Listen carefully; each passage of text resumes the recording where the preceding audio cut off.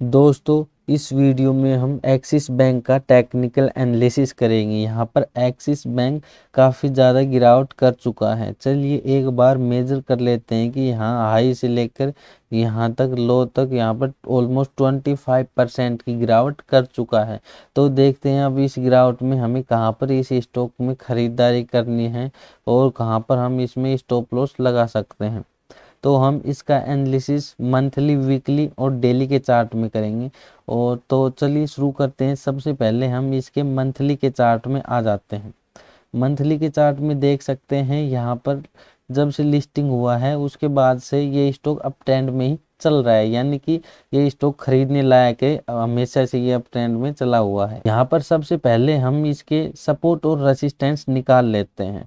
तो इसका जो यहाँ पर लेवल है 650 रुपए के आसपास का, ये पहले इसमें रेसिस्टेंस हुआ करता था। इसमें देख सकते हैं 3 से 4 बार इसमें यहाँ पर पहले रेसिस्टेंस लिया, फिर इसका ब्रेकआउट देने के बाद एक बार सपोर्ट लिया। फिर यहाँ पर ये कोरोना की गिरावट हुई तो ये सभी स्टॉक में हुई थी, तो ये इसमें कोई बड़ी बात नहीं है।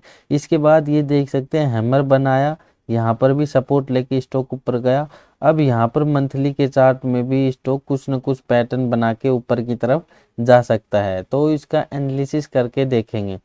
इसके बाद यहाँ पर जो इसके रेसिस्टेंस है वो 800 रुपए के आसपास का इसमें एक रेसिस्टेंस दिखाई दे रहा है, तो इसको भी हम इसमें ट्रेंड लाइन लगा लेते हैं। इसके बाद हम इसके वीकली के चार्ट में चलते हैं, फिर इसके डेली के चार्ट में भी एनालिसिस करेंगे। वीकली के चार्ट में देख सकते हैं कि ये स्टॉक यहाँ पर जो ये लाइन लगाई हुई है, इस लाइन का कितनी बार इसने सपोर्ट लिया हुआ है।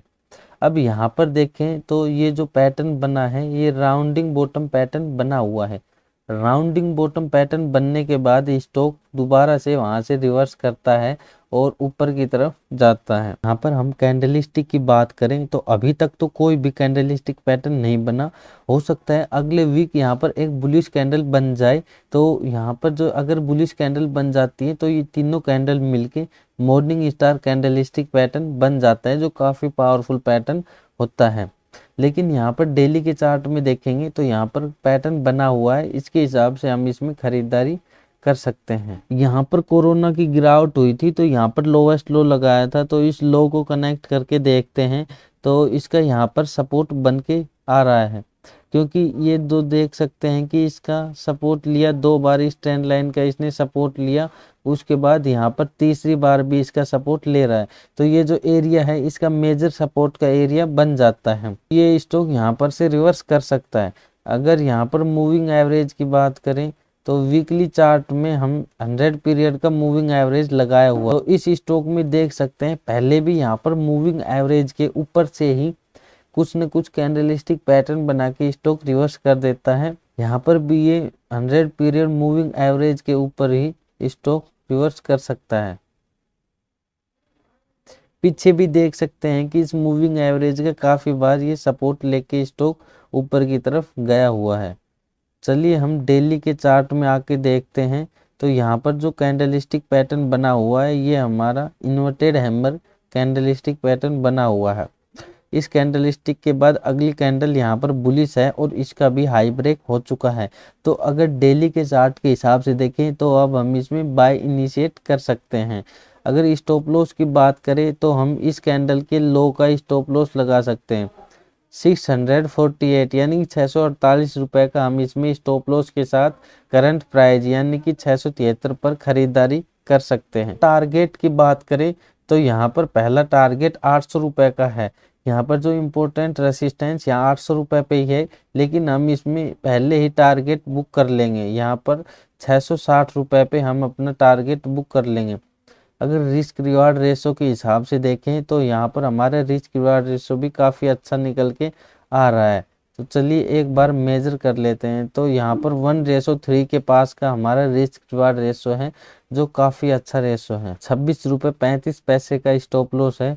तो आइए इसमें ये और देख लेते हैं कि हम किस तरह से अपने स्टॉप लॉस को कैलकुलेट करें, यानी कि हम इसमें कितना लॉस ले सकते हैं वो हमें कैलकुलेट करना होगा, कितनी क्वांटिटी में काम करना है।